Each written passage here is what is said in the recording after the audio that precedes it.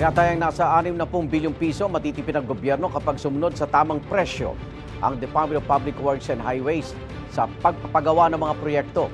Ayon po yan kay DPWH Secretary Vince Dizon. May unang balita si Maki Pulido.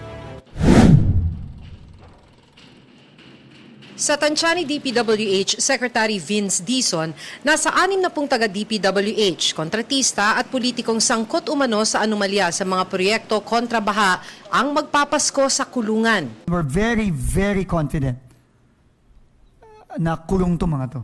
Maraming magpapasko sa kulungan.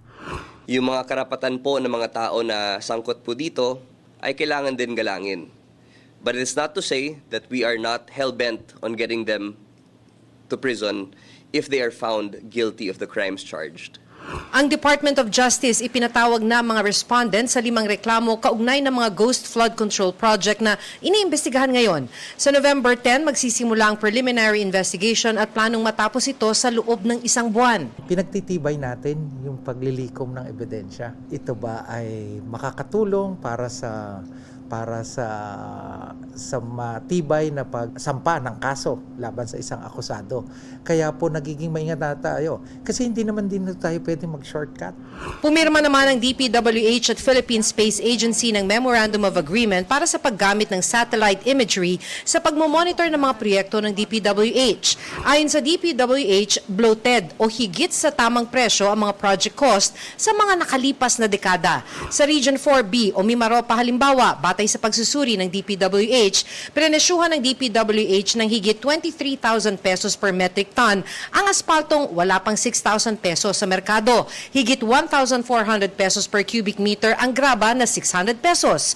1,500 pesos ang buhanging 620 pesos per cubic meter. 50 pesos per kilo ang sheet pile na dapat ay 40 pesos lang.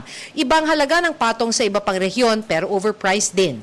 Ang average na patong 50% sa asfalto, 32% sa graba at sa buhangin, 10% sa simento, 36% sa sheet pile na ginagamit sa mga flood control project at 32% sa steel bar. Pagka in-input na itong mga bagong presyo na to, dun sa proyektong yon base sa dami ng simento, dami ng bakal, dami ng graba, dami ng asfalto, at gagamitin na itong mga bagong presyong to, yung budget na yon automatic bababa na yon. At makakatipid na kagad ng gobyerno doon. Inaasahang aabot sa 60 billion pesos ang matitipid ng gobyerno sa susunod na taon ngayong iniutos ng sundan ang market prices. Sinusuri pa ng DPWH ang presyohan sa iba pang materyales tulad ng pintura na ginagamit sa pagpapatayo ng mga gusali tulad ng mga silid-aralan.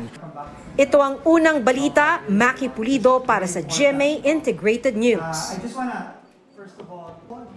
Igan, mauna ka sa mga balita, mag-subscribe na sa GMA Integrated News sa YouTube para sa iba't ibang ulat sa ating bansa.